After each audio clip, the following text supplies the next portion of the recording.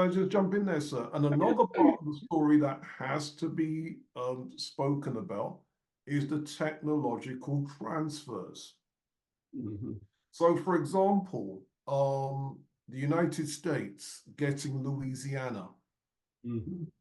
the amount of African cultural transfer that came with that, again, people need to highlight this. There's a type of house construction that the Americans have. It's called the shotgun house. And what a shotgun house is, it's a narrow house, not broad, but narrow, where all the rooms are lined up. And the theory is you can shoot a shotgun through the window and it'll pass through to the end of the house. That type of house construction, before it was in Louisiana, it was in Haiti. And before it was in Haiti, it was in Yoruba land in West Africa. The Yoruba palaces, they're called afins. They have long rows of rooms all lined up like this. And if you just take a section of that construction, you can then create the shotgun house. And people believe the word shotgun is actually togun. It's actually a Yoruba word meaning house or meeting place or assembly hall. Yeah. And then that became corrupted into shotgun. So we can see an African technological transfer. Louisiana, when you look at the origins of things like jazz and ragtime and this type of stuff, it's the same place. And African Americans were responsible for that. So it's not just a story of European cupidity. You also have African cultural, African technological transfers, and that needs to be acknowledged as well, because that is, again, part of the wealth that Europe, including, I classify North America as global Europe, they were able to appropriate from our people, and that story needs to be told as well. And along with that, of course, is the agricultural technology in order to grow different plants, etc. Particularly rice technology, which I think a lot of that came from Senegal and those areas. The people who were enslaved from those areas brought that technology to the what is that, off the Carolinas there, that of the Geechee people and so on, who had that technology in terms of farming and the ability to grow rice and extensively as a food crop, and there are many other items like that. Yeah. Greetings. My name is Robin Walker. I'm also known as the Black History Man. I am perhaps best known for my 2006 book, When We Ruled. Based on this book, I'm launching a new online history course aimed at you, the adults.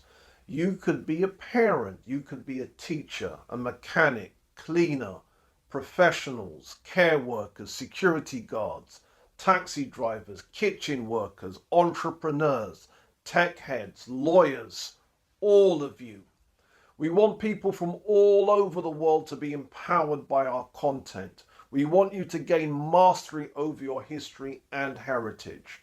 And you can do this by subscribing to our course. Click on the link to get this powerful, life-changing material. Now, well said, sir, because people need to know that. Because a lot of people don't realize that rice technology, let me quote from a book. There's a scholar, I've mentioned him before, I'm going to mention him again, Vincent Taraku Farrar. He says, there are more varied systems and practices of rice cultivation in West Africa than in all of Asia. Let me read that again. There are more varied systems and practices of rice cultivation in West Africa than in all of Asia. And that would then be a reason for kidnapping Africans to bring that technology into the Americas, including places like Louisiana. Yeah. And at the present time, unfortunately, I think a lot of African countries import rice from Asia because of the destruction of that ability in terms of our own agriculture. An interesting story along with that is that America destroyed the ability of Haiti to grow its own rice and its own food products Yeah. by by importing this cheap rice from the United States. And you know what they do? They subsidize the farmers here in the United States so that they can sell cheap rice. So what they do now is make an agreement with the president of Haiti, force him to sign an agreement that there'll be no tariffs. Because they can import all the rice that they want to import from the United States and flood the market with it at such a low rate that the Haitian farmers cannot compete. And that's how they destroyed the Haitian ability to feed themselves in terms of rice and other products. And everything then had to be imported from the United States. And they've done that sequentially in all of the islands, etc. In the Caribbean. I'm sure they've also done that in terms of Africa. But they did it in Jamaica with our cattle and our milk production. The powdered milk in, etc., force people then to buy this cheap milk because again, they force the government to sign these agreements, so-called free trade agreements. Who is it free for?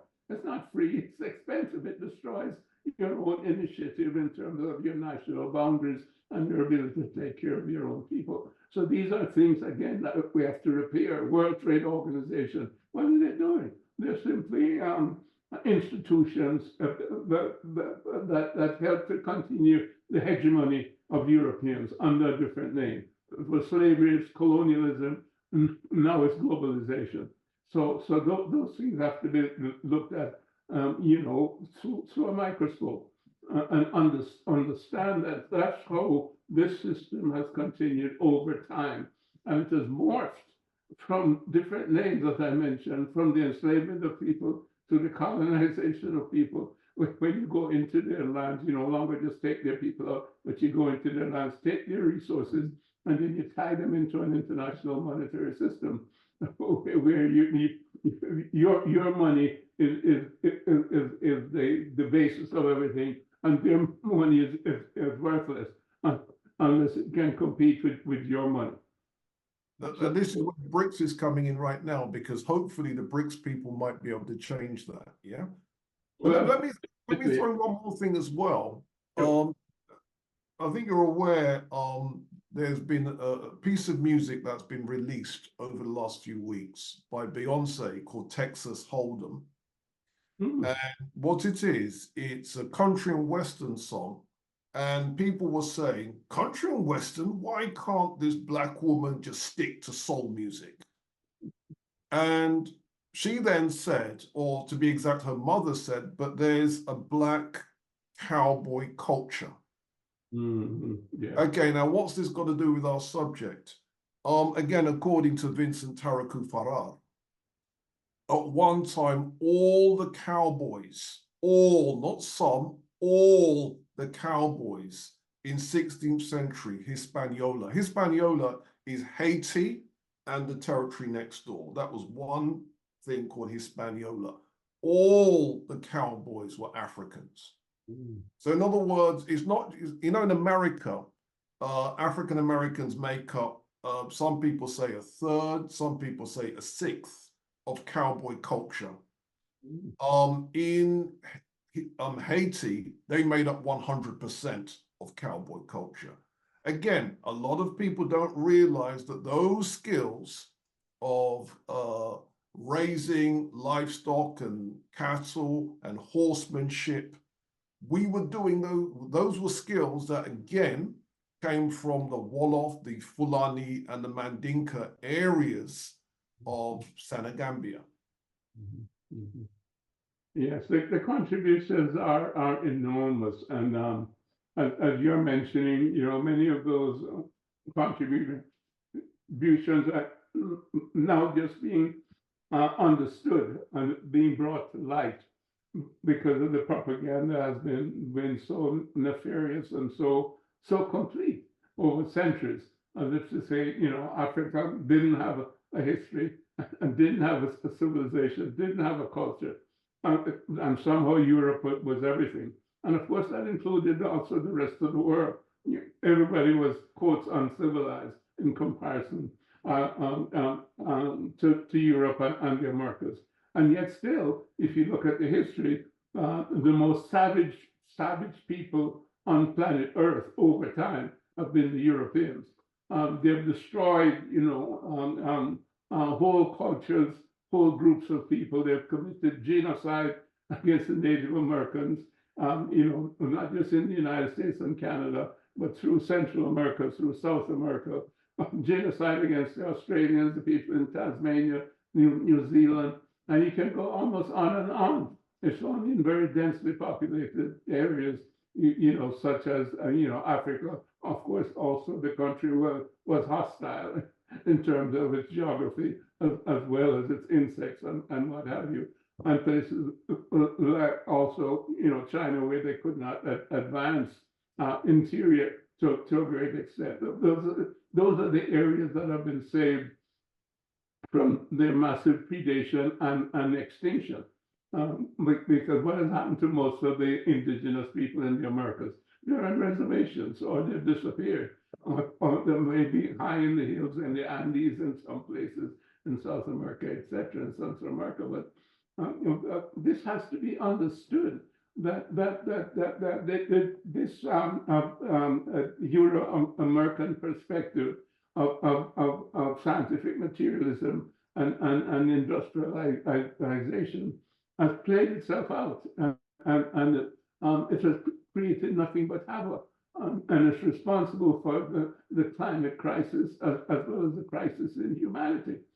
Because if you look at them, in particular the United States of America, all it's been doing is fighting wars after wars after wars.